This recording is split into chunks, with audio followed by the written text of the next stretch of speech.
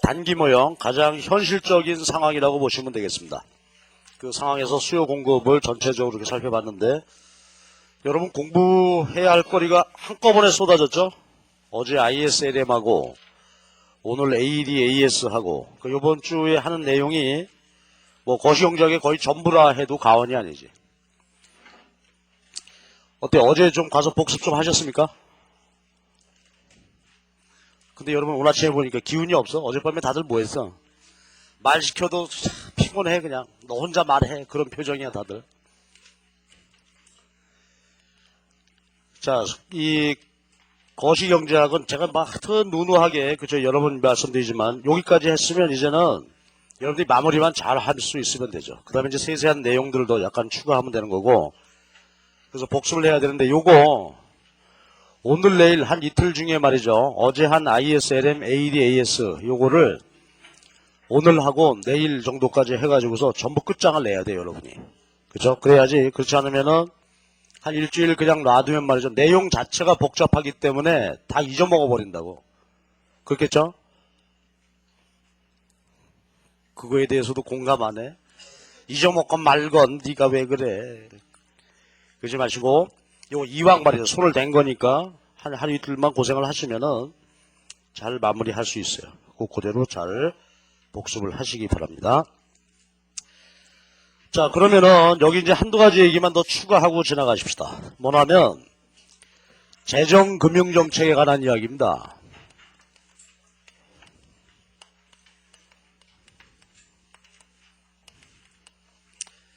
그럼 우리가 말이요, 그 케인즈 단순 모형, 그 다음에 ISLM 모형, ADAS 모형 이래가지고 조금씩 이제 현실화돼가지고 마무리가 됐는데 그 재정금융정책의 효과가 그죠 모형별로 약간씩 달라지고 있단 말이에요. 그것을 이제 한번 보려고 합니다. 자, 그럼 먼저 이제 재정정책인데 지난번 ISLM에서 분석했던 거, 그 다음에 오늘 이제 ADAS 모형으로 우리가 이제 정리가 됐는데 그걸 좀 구체적으로 살펴보십시다. 역시 거시경제학에서 중요한 주제는 재정금융정책이죠. 정부가 지금 총수요 관리정책으로 해서 개입하는 그 비중이 굉장히 크단 말이죠. 그러니까 이걸 잘 살펴봐야 돼. 자, 그럼 어제 했던 얘기 좀 해보십시다. 정부가 확대 재정정책을 쓰게 됩니다. 세금을 감면해 주던지 정부 지출을 늘려요. 그래서 이제 유효 수요가 증가한다 이거죠. 자, 그러면 우선 케인즈 단순 모형에서는 어떻게 되죠? 유효 수요가 증가해서 국민소득이 증가하는데 몇 배? 예, 승수배 증가하겠습니다. 승수배 국민소득이 증가하지. 이게 케인즈 단순 모형의 결과예요. 그런데 국민소득이 증가하는 과정에서 화폐 시장에 어떤 일이 일어나죠? 소득이 증가하게 되니까. 이제 그림 안 그려도 될까? 화폐 시장. 한번 또 그려. 자, 통화량. 그 다음에 화폐 수요입니다. PLYR인데 확대 재정정책을 통해서 국민소득이 승수배 증가하게 되면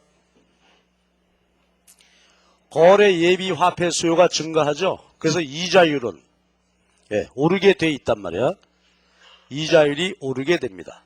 자, 그런데 케인즈 단순 모형의 특징은 뭐죠? 이자율이 올라도 소비, 투자, 이자율 탄력도가 제로니까 그렇죠? 아무 영향이 없지. 그냥 이자율이 오르는 걸로 끝이야 그냥. 그래서 국민소득이 몇 배 증가한다고. 그렇죠? 자, 그래서 그림으로 보면은 이렇다는 얘기가 되어지겠죠. 얘가 우측으로 승수배 이동한단 말이지. 그러니까 케인즈 단순 모형에서라면 국민소득이 여기까지 증가하게 되죠. 자, 그런데 ISLM 모형에서는 어떤 일이 일어나죠? ISLM 모형에서는 이자율 오르는 게 생산물 시장에 다시 영향을 주죠. 어떤 영향을 주나? 민간 부분의 소비 투자 유효 수요를 줄이죠. 그래서 국민소득을 다시 줄이게 하는, 그렇죠? 이런 효과가 나타나게 되지. 그럼 이런 효과를 뭐라고 했죠? 확대 정책 썼을 때 이자율이 올라서 민간 부분의 유효 수요를 줄인다. 요거 구축 효과죠. 근데 이제 고전악파 모형하고는 달라. 일부 구축 효과. 자, 그러니까 이제 그림에서 보실 때 이자율 오른 것이 구축 효과를 내서 국민소득의 증가 폭이 요만큼으로 줄었죠. 자, 이렇게 줄었어. 잘 봐봐. 그러면은 케인즈 단순 모형에서라면 국민소득이 여기까지 증가한다. 그런데 이제 ISLM 모형에서는 국민소득이 요만큼만 증가한다. 그렇죠. 일부 구축 효과가 이렇게 나타났습니다. 자, 그럼 이제 이번에는 수요 공급 모형을 봅시다. 잘 봐봐. 우리가 ISLM 모형에서는 여기서 요만큼 뭐요? 국민소득이 증가했다고 표현했는데 이거는 사실은 소득이 증가한 게 아니라 뭐다? 수요 공급 측면에서 보면 수요가 증가한 거죠. 국민소득이 증가한 것이 아니라 요만큼 수요가 증가한 것이에요. 그래서 그림으로 보면 어떻게 돼 이게? 수요 곡선의 우측 이동 폭이 된단 말이에요. 네, 요만큼 수요가 증가한 셈이죠. 자, 그럼 여기 이제 생각해 봐야 될 점이 있을 것 같지? 여기 잘 봐봐. 그러니까 ISLM 모형에서라면은 국민소득이 여기까지 증가할 거다. 그런데 지금 그림에서 보듯이 ADAS 모형에서는 국민소득의 증가 폭이 어때요? 요만큼밖에 안 되죠. 그치? 요런 또 차이점이 나타나게 돼서 그러니까 처음부터 다시 한번 쭉 봐봐. 단순 모형에서라면 승습에 증가한다. ISLM 모형에서는 요만큼까지 간다. 근데 ADAS 모형에 보니까 소득의 증가 폭이 어떻게 됐어요? 더 줄었지? 자, 요거는 왜 그럴까 하는 문제입니다. 자, 여기서 한번 생각해 봐봐. ISLM 모형에서는 여기까지 소득이 증가한다. ADAS에서는 증가폭이 줄었다. 왜 줄었죠? ISLM 분석에서 나타나지 않던 어떤 현상이 일어나고 있어요, 지금. 예, 여기서는 물가가 오른다는 것이 이제 변수가 되는 거죠. 그치? 자, 그러면 이제 ADAS 모형으로 본다면 수요가 증가해가지고 물가가 오르게 되는 이런 효과가 덧붙여지게 된단 말이야. 그러니까 ISLM은 이제 불황을 상정했으니까 물가 변동은 감안하지 않았는데 이제 물가가 오르게 되죠. 그러면 여러분 말해 주실래요? 물가가 오르게 되면 어떤 영향을 줬을까? 여기입니다. 자, 화폐 시장에 어떤 영향을 줘? 물가가 오르면 거래 예비 화폐 수요가 증가한다 이거지. 그렇죠? 거래 예비 화폐 수요 증가. 그래서 어떻게 되죠? 이자율이 오르지. 이자율이 오르면 소비, 투자, 유효 수요를 다시 줄여서 국민소득이 줄어드는 이 효과가 덧붙여지게 된다. 그렇죠? 그러니까 이제 저 위에서부터 본다면 케인즈 단순 모형에 비해서 ISLM 모형에서 소득 증가폭이 작아지고 ADAS 모형에서는 더 작아지게 되고 이런 효과가 쭉 나서 결과적으로 보면은 승습에 그죠? 현실에 있어서는 승습에만큼 증가하지는 않겠다 하는 거를 우리가 볼 수 있겠지. 자, 이것이 재정정책을 모형별로 비교해 본 것입니다. 그럼 여러분 말씀해 주세요. ISLM 모형에서 국민소득 증가 폭이 작아드는 것은 왜 그렇죠? 그렇지. 이자율 상승에 따른 일부 구축 효과고 ADAS 모형에서 더 작아지는 것은 그렇지. 물가 상승이죠. 그렇죠? 물가 상승으로 말미암아 이자율이 올라서 유효 수요를 더 줄이게 되는 거. 그래서 소득 증가 폭이 이렇게 차차로 작아지게 되겠습니다. 그리고 덧붙인다면 고전악파 모형에서는 어때요? 완전 구축 효과. 그치? 완전 구축 효과가 나타나니까 소득은 전혀 증가할 수가 없다 하는 얘기였습니다. 자, 그럼 이제 이어서 금융정책도 살펴봐야 되겠죠?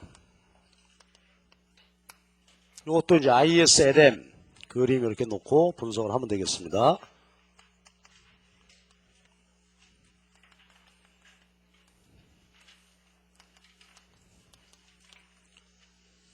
자, 그럼 금융정책입니다. 통화량을 늘렸다. 자, 그러면 어떤 효과가 나타나는 거예요? 화폐시장에서. 저 왼쪽 그림, 화폐시장 봐주죠. 통화량이 증가하면 어떻게 되는 거야? 이자율이 내리고, 그러면 생산물 시장에서 소비, 투자, 유효 수요가 증가해서, 그래서 국민소득이 증가하게 된다. 그치? 요게 이제 ISLM 모형의 얘기죠. 그래서 그림으로 보시면 LM이 우측으로 이렇게 이동한다.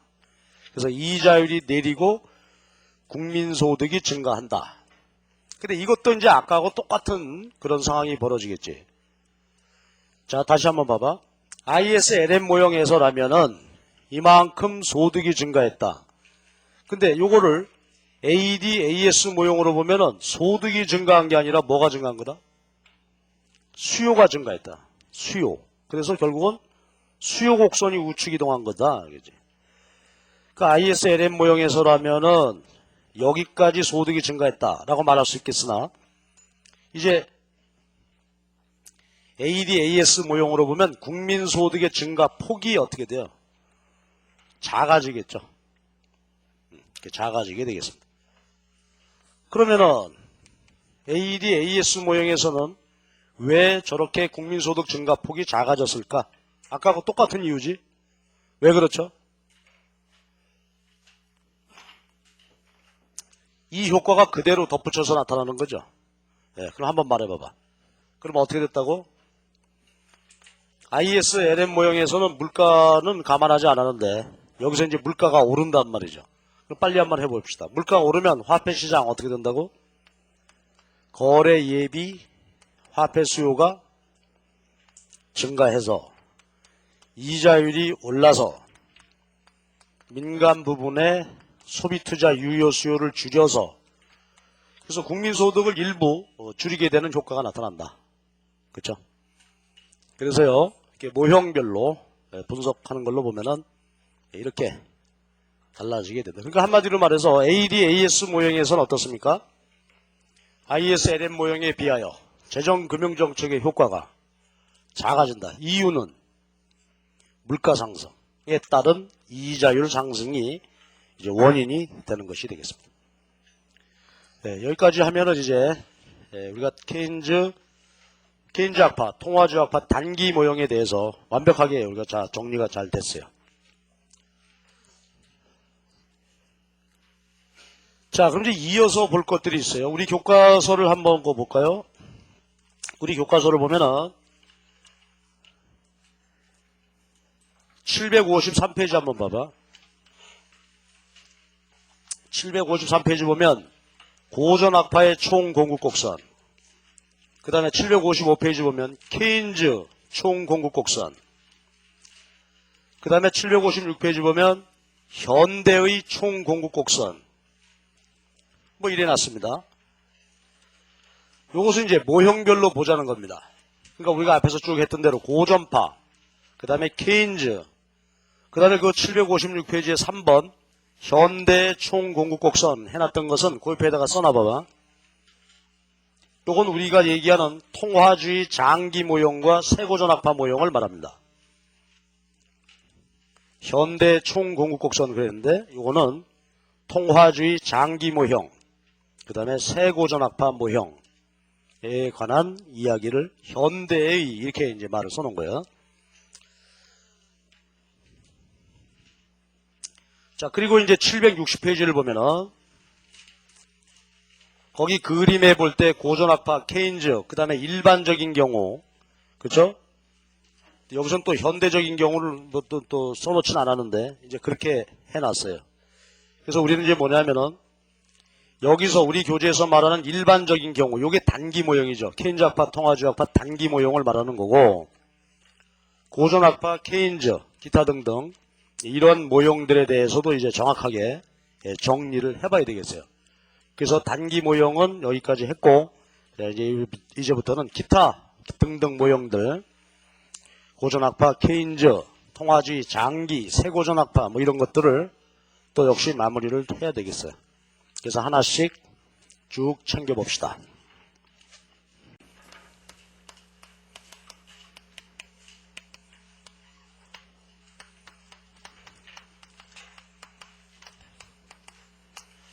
자, 그러면 이제 기타 모형들을 쭉 살펴봐야 되는데 먼저 고전압파부터 봅시다. 근데 이거 역시 마찬가지 순서대로 쭉 가면 되겠죠. AD, AS 곡선 도출 변화. 네, 그렇게 이제 정리를 해가면 된단 말이야. 그러면 먼저 고전압파 총수요 곡선 얘기부터 한번 해봅시다. 자, 복습인데요. 우리가 앞에서 살펴봤을 때 총수요 곡선 도출을 해보자고. 이번에는 물가가 내린다고 할까? 그러면 어떤 효과를 낮춘다고? 수요 측면에서. 물가 하락이 어디다 영향을 줘요? 화폐 시장. 내렸으니까 거래 예비 화폐 수요가 줄죠. 그래서 이자율이 내려서 그래서 소비 투자 유효 수요가 증가한다.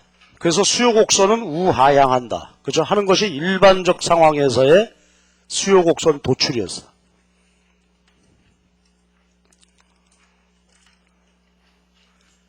근데 이거는 우리가 한번 생각해 보면은 이거는 케인즈적으로 그죠? 이자율 효과를 중심으로 분석하는 일반적인 얘기인데 여러분 어떻겠어요? 고전압파 논리에 따르게 되면 이 말이 성립하나? 이 얘기가 다르죠. 고전압파 모형에서는 이자율이 뭐야? 실물적 이자율이죠. 화폐 시장하고 아무 상관이 없어, 이자가. 그러니까 고전압파는 케인즈 논리 이것에 의해서 수요 곡선을 도출하면 안 되겠죠. 그치? 이거 이제 복습하기 위해서 내가 써놓은 거고 고전압파의 경우에는 이게 아니야. 따로 고전압파 논리대로 이제 수요 곡선을 도출해야 돼요. 그래서 결론만 제가 말씀드릴게. 고전압파 경우에 생산물 시장하고 화폐 시장 상호작용을 통해서 역시 수요 곡선 도출하게 되는데 이때 이제 물가하고 수요량과의 관계 고전압파 모형대로 그래서 도출할 수 있어요. 도출할 수 있게 되는데 도출해보면 결론만 기억하자고. 수요 곡선이 말이죠. 우하향하는 직각상 곡선으로 도출되게 됩니다. 식으로 도출할 수 있어요. 식으로. 구체적으로 이제 뭐 참고로 이거 외우거나 그럴 필요는 없는데 한번 보시면 이런 식이 나오게 돼요.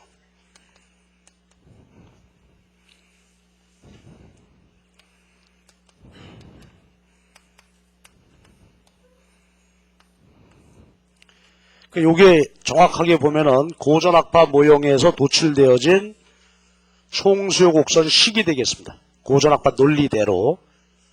근데 가만 보면 M0 상수값이죠. 마샬 K도 상수라 그랬지? 그러니까 요 분자가 상수가 돼. 따라서 총수요 곡선, 직각쌍곡선의 식으로 얻어지게 된다. 중간 그 도출 과정은 뭐 볼 거 없고요. 이렇게만 이제 인식하시기 바랍니다. 그리고 이제 한 가지 더 할 게 있어요. 한번 잘 봐봐. 일반적인 경우는 수요 변화 요인 IS 곡선을 우측으로 이동시키는 변화, LM 곡선을 우측으로 이동시키는 변화가 생기면 어떻게 돼요? 총수요 곡선이 우측 이동해죠. 수요 증가하는 거지. 앞에서 봤듯이. 그런데 이 경우는 요거는 소용이 없다. 고전압파 모형에서는. 그러니까 고전압파 모형에서는 생산물 시장의 변화는 수요를 변화시킬 수 없다. 그러니까 오로지 뭐만? 화폐 시장의 변화만이 수요를 변화시킬 수 있겠습니다. 그렇죠? 여기 식을 한번 봐봐. 그러니까 무슨 소리야? 이게 총수요선의 식이잖아요? 그러니까 M0나 K, 그죠? 그러니까 화폐 측면의 변화만이 수요가 변화가 되는 거지. 생산물 시장에서 변화는 수요를 변화시킬 수 없다. 이건 이유를 알아요. 왜 그러지? 여러분이 말씀해 보세요. 고전압파 모형에서는 수요가 변화해도 수요가 불변이다. 그게 무슨 소리야? 무슨 이유? 확대 재정정책 썼을 때 효과가 없는 이유가 있었죠? 그죠? 완전 구치 효과 때문에 그래. 그러니까 어느 한쪽에서 수요가 증가하게 되면 다른 한쪽에서 어떻게 된다고? 이자율이 올라가지고 수요를 자체 내에서 상계시켜버리죠.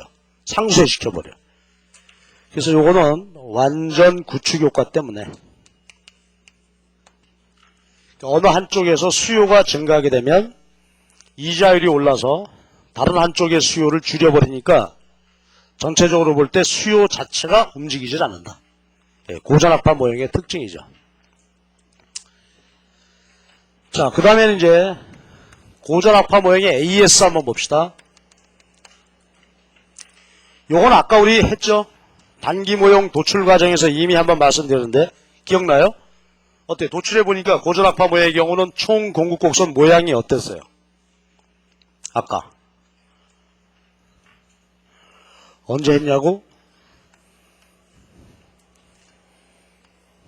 수직이었죠? 변화하지 않아. 다시 한번 봅시다. 자, 이제 빨리 할 수 있겠죠? 노동 수요 곡선은 무슨 곡선이라고? VMP 곡선이죠. 노동 공급인데, 자, 여러분, 고전악파 모형의 노동 공급 함수, 뭐였지? 실질임금의 함수란 말이에요. 그렇죠? 실질임금의 함수. 그러니까 여기다가 이렇게 써놔야 되겠죠? 실질임금의 함수. 지금 현재 물가는 P0 이래 봅시다. 그래서 지금 현재 이제 고용, 생산 이렇게 되고 있어요. 근데 고전악파 모형의 특징은 한번 봅시다. 연습 겸 오르게 되면 우선 노동 수요는 어떻게 돼요? 노동 수요는 학파별 견해 차이가 없죠. 똑같이 분석하시면 돼. 노동 수요 측면에는 어떤 변화가 생긴다고? VMP가 증가하죠. 따라서 어떻게 됐어? 노동 수요 곡선이 상방 이동하는데 이동폭은 그치?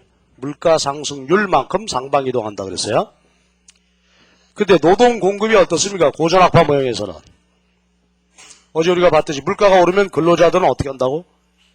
즉각 임금 인상을 요구해서 그대로 임금이 조정이 된다 이거죠. 그러니까 물가 상승률만큼 즉각 임금이 조정이 된다 이거지. 그치? 그래서 물가 변동률 임금이 그대로 조정이 됩니다. 그럼 요걸 그림으로 한번 그려봅시다. 그림으로 그려보면 어떻게 되나? 물가 상승률만큼 노동수요 곡선 상방 이동하고 또 그 시점에서 바로 어떻게 된다고? 근로자들은 임금 인상을 요구한다 그랬어요. 그러니까 물가 상승률만큼 노동 공급 곡선도 상방 이동해. 따라서 결론이 아까 뭐였지? 고용은 변함이 없어요. 그죠? 불변이고 그러니까 이게 완전 고용이었죠. 고용이 변화가 없으니까 생산량도 변함이 없겠지. 이걸 우리가 YFS 완전 고용 생산이랬단 말이야. 자, 그러면 여러분 총 공급 곡선 모양이 어때? 총 공급 곡선의 모양이 수직선 되는 거죠. YF 수준에서 수직이 된다 하는 얘기입니다. 뭐 앞에서 했던 이야기들을 여기서 이제 이렇게 한번 또 쭉 종합할 수 있다 하는 얘기죠.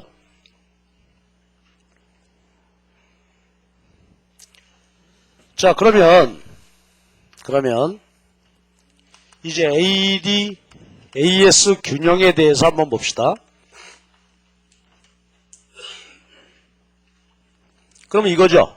AS가 수직으로 나왔고 그 다음에 제 질문에 답해 주세요. 고전악파 AD 곡선 특징이 있죠. 어떤 모양이다?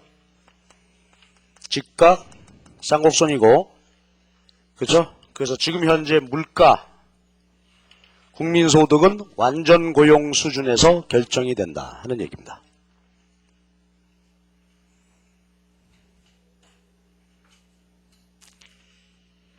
자, 그러면 이렇게 놓고 이제 이 고전악파 모형의 특징을 우리가 정리를 해볼 수 있겠죠. 고전악파 모형의 특징은 잘 보면 이렇다면은 말입니다. 국민소득이 증가할 수 있는 경우는 어느 때만 소득이 증가할 수 있다. 그치? 수요 곡선이 이렇게 있어. 얘는 수직이야. 그러니까 수요는 아무리 증가해봤자 국민소득은 증가할 수가 없고 오로지 어떻게 돼야 돼야만 공급이 증가해야만 국민소득이 증가할 수 있는 거죠. 그치? 특징은 한 나라에 해야만 소득이 증가한다. 그쵸?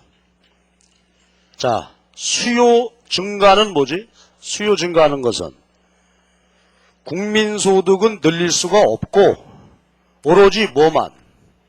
물가만 끌어올리게 되겠죠. 그쵸? 그리고 이제 한 가지 더 얘기해야 되는데 수요 증대 요인이 또 오로지 무엇뿐이야? 통화량이 증가하거나 마샬 K가 감소하거나 그렇죠? 화폐 시장의 변화만이 수요를 늘릴 수가 있습니다. 생산물 시장의 변화, IS를 우측으로 이동시키는 그러한 생산물 시장의 변화는 수요 자체를 어떻게 돼요? 변화시킬 수 없다. 이게 고전학파 모형의 특징이야. 그러니까 이렇다면은 한 나라의 소득이 증가하기 위해서는 한 나라의 공급 능력이 증가해야 되겠죠. 그럼 이제 복습 한번 해볼까요?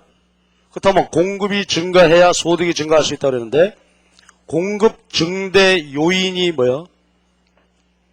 첫 번째 노동 공급 증가, 두 번째 노동 수요 증가란 말이야. 자, 외워봅시다.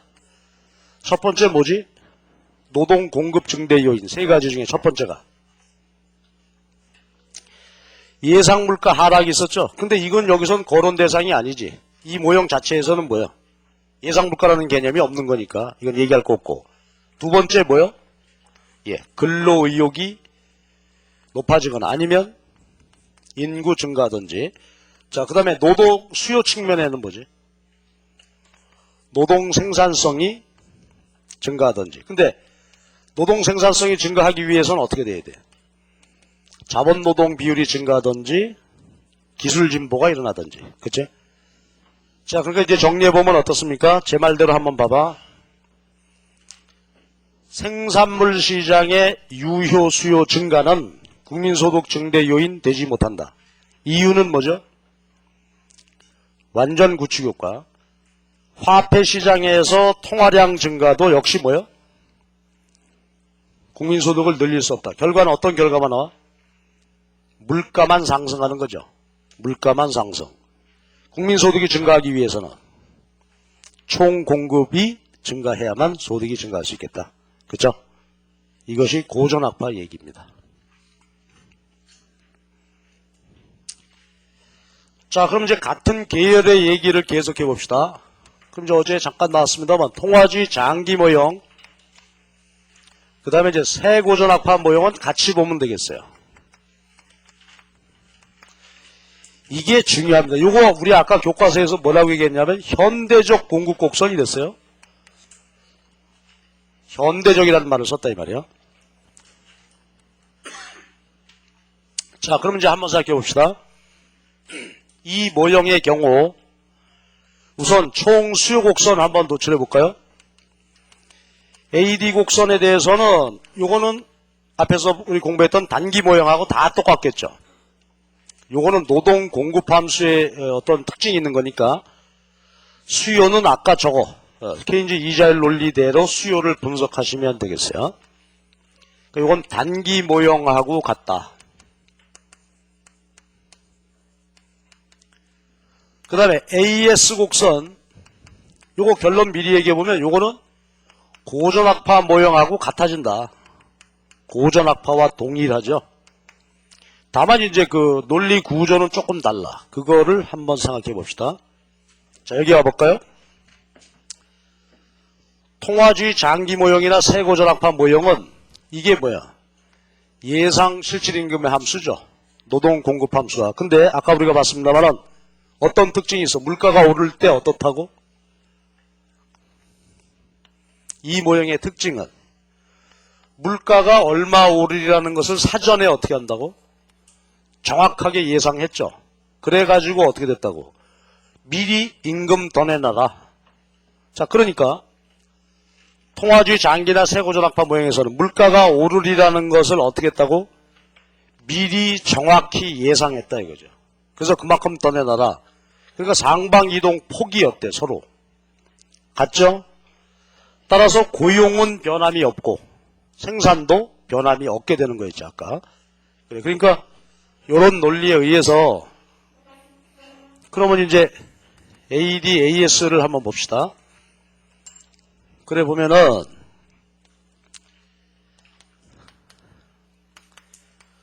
총 공급 곡선이 수직이란 말이야.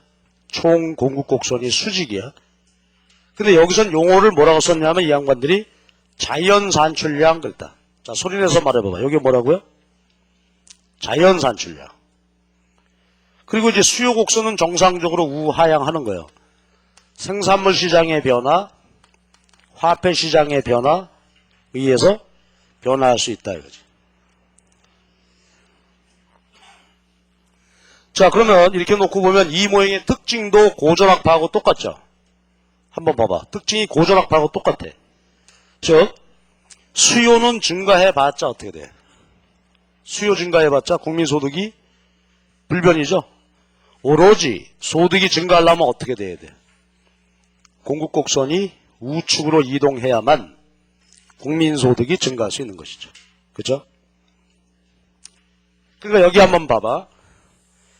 수요 측면의 변화는 물가만 변화시키고 국민소득을 변화시킬 수가 없다. 그런데 수요 변화, 요거니까 정책으로 얘기해보면 어떤 결론을 말할 수 있을까? 정부가 또는 한국은행이 개입해가지고서 재정금융정책은 써봤자 어떻게 돼요? 재정금융정책의 효과가 있을 수가 없는 거지. 그렇죠? 어제 이제 미리 질문하셨던 분이 있었는데 바로 이런 얘기가 되겠습니다. 그래서 이 모형에서는 재정금융정책 효과는 전혀 있을 수가 없다. 공급곡선이 수직이니까.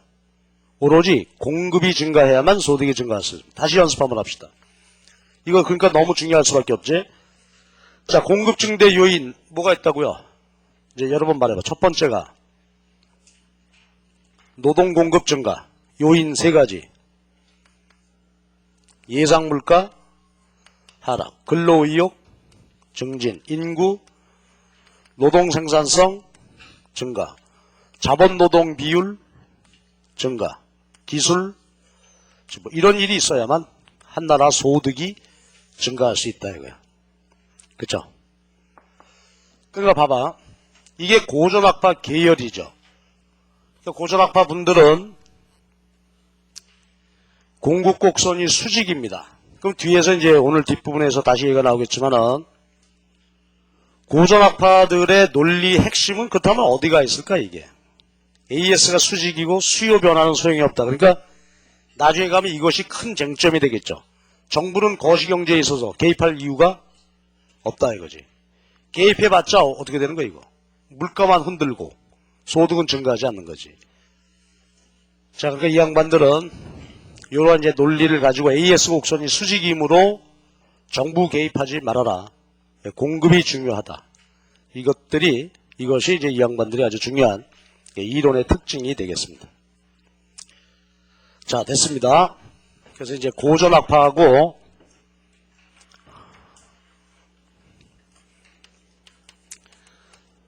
통화주의 장기, 그 다음에 이제 새 고전학파에 대해서 봤어요. 근데 이 모형의 공통점은 하여튼 어떻게 되는 거야? AS 곡선이 수직이고 수요 곡선 우하향한다. 그렇죠? 이렇게 정리를 해두면 되겠지. 다만 이제 차이점 한 가지는 고전학파 경우는 어떻다? 뭐만 달라? 수요 곡선이 집값상 곡선이고 변화 요인도 생산물 시장의 변화는 수요 자체를 변화시킬 수가 없다. 그죠? 고전학파 얘기는 그것만 다르다고 보면 되겠어요. 자, 그럼 이제 이어서 볼 일이 있어요. 이어서 볼 게 이제 두 가지만 더 남았는데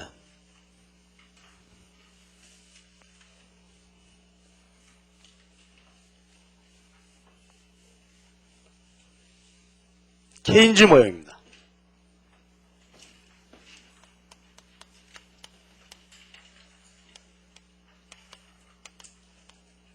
이거를 우리가 앞에서 케인즈 단순 모형 했던 거 그걸 가지고 생각해서 한 모형입니다. 자, 그럼 먼저 요거 수요 곡선 한번 얘기해 봅시다. 자, 여기 내가 일부러 이제 써놨는데 자, 여러분 어떤 차이점이 있겠는지 한번 생각해 봐 주십시오.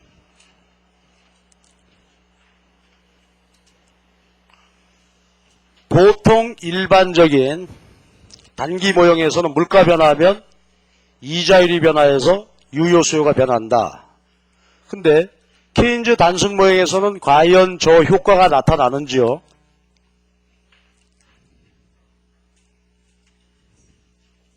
나타나? 한 사람만 말해. 진도 나가게.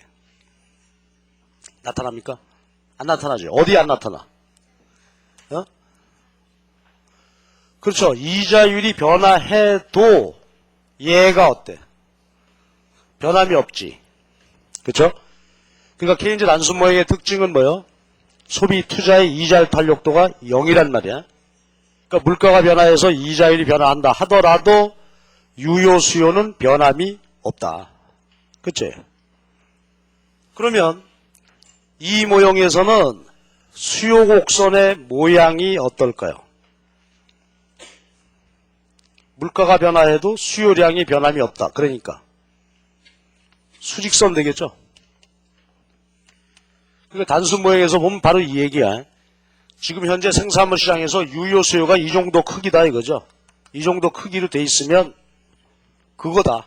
물가는 변화해도 수요는 변하지 않는다 이거죠. 그러니까 현재 총수요 크기 이 수준에서 불변이 된다. 물가가 변화해도. 참 그러니까 양쪽 이론이 다르죠. 한쪽은 AS를 수직으로 만들어 놓고 이쪽은 수요를 수직으로 만들어 놔버렸지. 자, 그리고 이 얘기를 한번 해봐요. 보통의 경우는 말입니다. IS가 우측, LM이 우측 가는 그러한 변화가 일어난다면은 총수요가 증가해서 우측 이동했죠. 근데 결론, 이 모형에서는 화폐 시장 변화는 수요를 변화시킬 수가 없습니다. 이건 우리가 잘 알고 있는 사실이지. 자, 무슨 얘기냐 한번 봐봐. LM 곡선 우측 이동 요인이 통화량이 증가한다든지 거래에 비해 화폐 수요가 줄었다. 그러면 이자율이 내려서 일반적인 경우라면은 소비 투자 유효 수요가 증가한다. 그렇지? 이게 바로 LM 우측 이동할 때 효과란 말이에요. 근데 단순 모형에서는 어떻게 돼요? 이 효과가 안 나타난다는 얘기지. 이자율이 내려도 어때? 얘들은 변함이 없다 이 말이에요. 네, 그러니까 수요 변화 요인이 생산물 시장에서 유효 수요가 증가해야만 수요가 증가한다. 그치?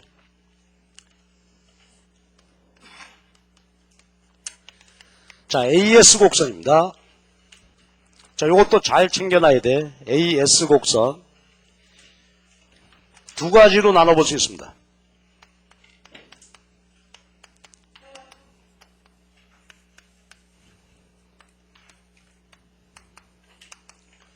이것도 여러분 말이죠. 책을 읽거나 문제 풀 때 헷갈리기 쉬운 것인데 상황을 둘러봅시다. 먼저 말이죠. 케인즈 단순 모형, 케인즈 모형 우리가 앞에서 본 걸로 보면 물가와 임금이 전부 다 어떻게 되어 있다고? 고정되어 있는 걸로 놓고 얘기했죠. 우선 물가 고정, 극심한 경기 침체 상황이므로 물가가 오르지 않는다 이랬어요. 그치? 그리고 임금은 어떻다고요? 근로자들이 화폐 환상을 가지면서 지금 현재 임금 수준에서 오르지도 않고 내리지도 않는다 그래서 상하방 경직적이라고 그랬습니다. 이래. 자, 이렇다면은 노동시장이 말이죠. 이런 상황이 되어집니다. 노동 공급 곡선이. 그렇지? 임금이 현재 수준에서 변하지 않는다. 그렇지? 그 다음에 노동 수요는 물가에다가 MP 곱한 거예요. 근데 물가도 고정이다 이거죠. 물가도 고정이야. 그러면 이것으로부터 여러분 한번 상식적으로 생각해 봐봐. 이것으로부터 총 공급 곡선을 도출한다면 어떤 모양이 될까? 물가가 어떻다고? 변화하지 않는다죠. 그러니까 공급 곡선도 지금 현재 물가 수준에서 얘가 수평선이 돼버린단 말이야. 그렇죠? 그리고 수요 곡선 지금 현재 이래가지고 국민소득이 결정이 된다. 이 소리입니다. 그래서 물가도 고정이고 명목임금도 고정이다.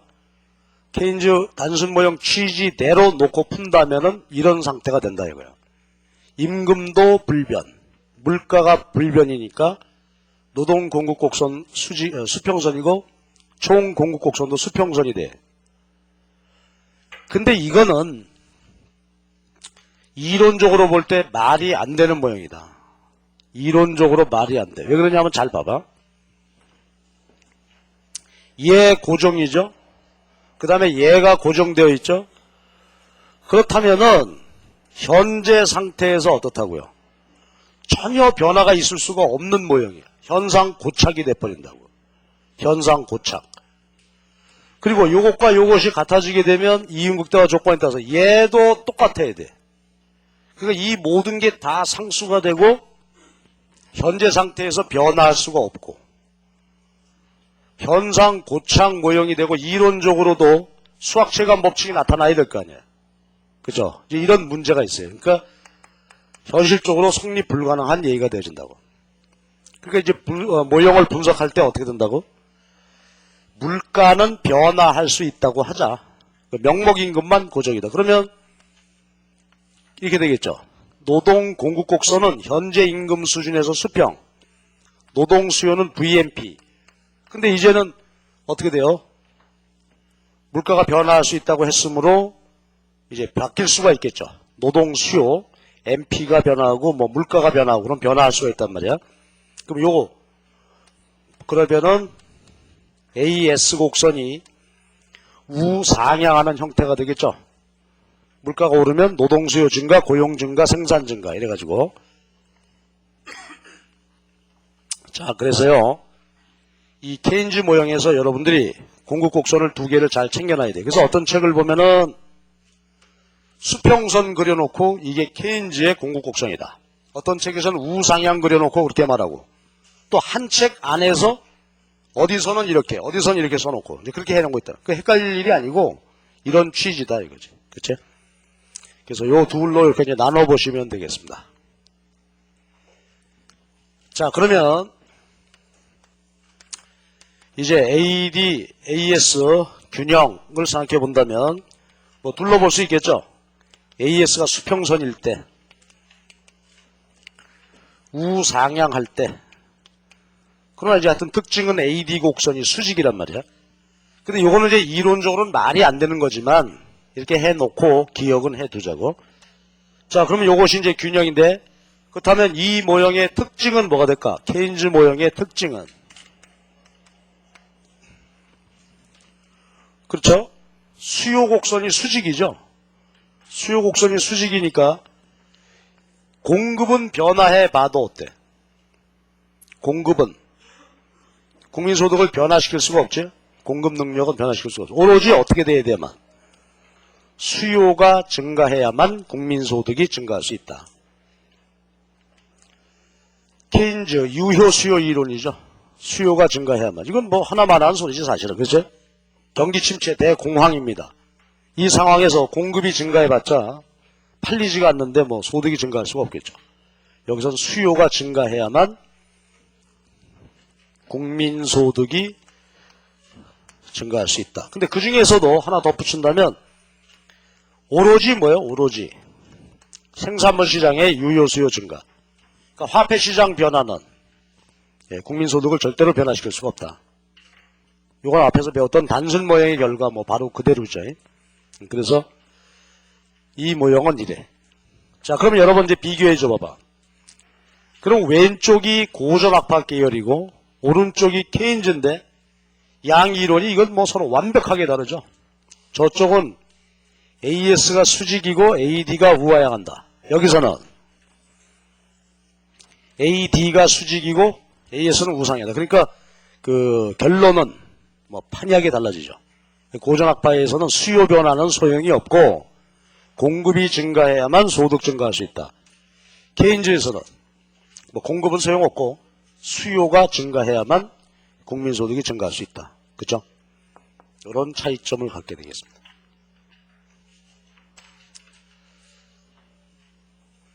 자, 그럼 이제 마지막 하나가 남았는데 마지막 하나 이게 요즘 시험에 심심치 않게 또 나오고 하는 그런 주제인데 유동성 함정입니다. 유동성 함정. 근데 결론 얘기해보면요. 유동성 함정은 경제가 유동성 함정에 빠져 있을 때는 정확하게 이것과 같아져. 즉 케인즈의 물가는 변동하나 명목임금은 고정인 모형 요것과 정확하게 같아지겠습니다. 결론은 그럼 한번 미리 결론부터 얘기합시다. 자, 유동성 함정에 빠졌을 땐 그렇다면 어떻다? 공급은 변화해봐야 소용이 없습니다. 그렇죠? 오로지 수요가 증가해야 되는데 그 수요가 증가하는 것도 오로지 생산물 시장에서 유효 수요 증가하는 것만 효과를 낼 수 있다. 이것이 되겠습니다. 그러면 왜 그럴까 한번 생각해 봐야 돼요. 우선 유동성 함정은 어떤 상황이죠? 한번 봅시다. 어떤 상황이야? 이자율이 어떤 최저 수준에 머물러 있죠, 이게 지금. 최저. 그리고 통화량이 이렇게 되어 있습니다. 그러니까 이 모형의 이 유동성 함정일 때 최대 특징은 뭐야? 우리 경제에 무슨 변화가 있다 하더라도 현재 최저 이자율 수준에서 이자율이 전혀 변할 수가 없는 거죠. 요것이 유동성 함정 모형이란 말이야. 그러면 여러분 IS LM 한번 생각해 볼까? LM 곡선 모양이 어떨까요? IS는 정상적으로 우하향한다. 생산물, 화폐 시장의 지금 어떤 특징적 상황이니까. 근데 LM 곡선 모양은 어떻게 될까? LM은 화폐 시장에서 이자율과 국민소득과의 관계인데 이자율이 현재 수준에서 어떻다고요? 전혀 변함이 없잖아. 그림 그려보면 LM 곡선이 수평선 된단 말이죠. 수평선. 그리고 AD, AS를 찾아본다면 AS, 공급은 일반적인 경우라고 보면 되겠죠. 여러분 AD 곡선 한번 도출해 봅시다. 유동성 함정일 때 저기 왼쪽 박스 한번 봐봐. 요게 지금 이제 총수요 곡선을 도출하는 논리죠. 물가 변화하면 화폐 수요 바뀌어서 이자율이 변화해서 유효 수요 변화한다. 그런데 유동성 함정일 때는 어떤 과정이 안 일어난다. 그렇지. 물가가 변화해도 어때요? 이자가 변함이 없지. 그러니까 유효 수요도 변함이 없단 말이죠. 그렇죠? 자, 그러니까 물가가 변화해도 이자 불변, 유효 수요 불변. 그러니까 이 경우도 수요 곡선 모양이 어떻게 돼요? 그치? 수직선이 된다. 그리고 조금 전에 우리가 얘기했듯이 수요 변화 요인이 오로지 생산물 시장의 변화만 수요를 변화시킬 수 있게 되는 거죠. 이제 왜 그럴까요? 화폐 시장에서 통화량이 변화하고 화폐 수요가 변하고 해도 이자율이 전혀 변함이 없으니까 따라서 요래. 그러니까 아까 우리가 본 그 케인즈 모형하고 결과적으로 똑같아졌습니다. 그리고 이제 한 가지 생각해 봅시다. 그러면 이 그림 ISLM으로 보더라도 재정정책만이 효과가 있겠죠. 그러면 재정정책 쓸 때 국민소득은 몇 배 증가해? 승수배 증가하겠지. 왜? 구축 효과가 안 일어나죠. 이자율이 오르지 않으니까. 이자율이 그대로 있으니까 구축 효과가 일어나지 않기 때문에 확대 재정정책을 쓰게 되면 승수 효과가 나타난다. 자, 그래서 다시 한번 마무리해보면 경제가 유동성 함정에 빠져있게 되면 어떻게 된다고? 공급은 바뀌어봐야 소용이 없고 수요가 증가해야 되는데 수요 증대 요인도 오로지 생산물 시장에서 유효 수요가 증가해야만 한다. 근데 유효 수요가 증가하면 국민소득은 몇 배 증가한다고? 승수배. 그러니까 케인즈 단순 모형하고 결과적으로 어떻게 된 거야? 똑같아. 그치? 그래서 이렇게 우리가 나눠볼 수 있겠습니다. 그럼 이제 모든 얘기가 다 됐어. 그쵸? 그럼 저쪽으로 가서 다시 한번 정리하고 끝을 냅시다. 그럼 지금 얘기 쭉 보면은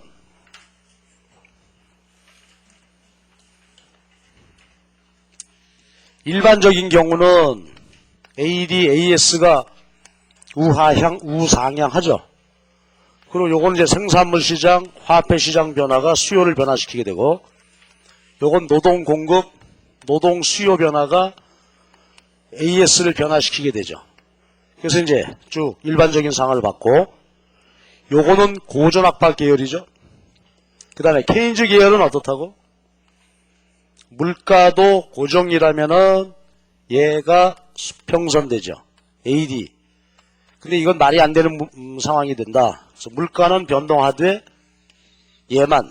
그렇다면 AS가 우상이고 AD가 수직이다. 그러니까 뭐 앞에서 봤던 대로 고전학파는 공급 측 국민소득 결정 이론이고 케인즈 쪽에서는 수요 측 이론이죠. 근데 요거는 결과적으로 볼 때 뭐하고 똑같다? 유동성 함정 모형하고 정확히 일치하게 되는 것이다. 그렇죠? 그러니까 우리가 이제 요거 케인즈 유동성 함정, 요거 고전학파 계열, 요거 일반적인 경우다. 그렇죠? 그래서 이렇게 놓으면 우리가 지금까지 했던 거시경제학의 모든 얘기가 저 그림 세 세트에 다 들어가 있는 거지. 그렇죠? 결과적으로 보면은. 그래서 저것이 이제 AD, AS 모형, 기타 모형 전부 아우른 겁니다. 그래서 이론적인 분석이 이제 우리가 다 끝났고요. 우리 교재 한번 볼까요? 이제 그런 얘기들이 거기 760페이지, 761페이지에 쭉 쓰여져 있습니다. 근데 아주 뭐 너무 간단히 지나갔기 때문에 이해하기는 좀 어려운데 거기 보시고, 그 다음에 그림 24에 20 그림이 그렇게 해놨죠? 공급곡선을 쭉 그려놓고 사실 좋은 그림 같지는 않아. 왜냐하면 혼란 소지가 있으니까 뭐 이렇게 상황이 변화해 간다는 것처럼 그냥 그림은 종합해 놓은 거다 이렇게 보면 되죠. 그래서 케인즈 영역, 그게 아까 우리가 얘기한 물가 고정일 때 얘기죠. AS가 수평, 보통의 경우에는 우상향, 고전학파들은 수직으로 본다. 자, 그러니까 거기 이제 나왔던 그림대로 수요가 변화할 때 케인즈 영역에서는 국민소득이 승수배 증가한다. 중간 영역에서는 어떻다고요? 승수배 이하로 증가한다. 고전학파처럼 수직이라면 수요가 증가해도 국민소득은 증가할 수가 없겠죠. 그거는 근데 제가 보기에는 오히려 혼동에 좀 소지가 있어. 내용을 알고 보면 아주 훌륭한 그림인데 그렇지 않고 보면은 오해할 소지도 있으니까 그건 잘 분류해서 보시기 바랍니다. 자, 이래서 수요 공급 얘기가 모두 끝이 났습니다. 그래서 가장 중요한 게 역시 이제 단기 모형이고요. 나머지 것들은 그 차이점만 잘 챙기시면 되는 겁니다.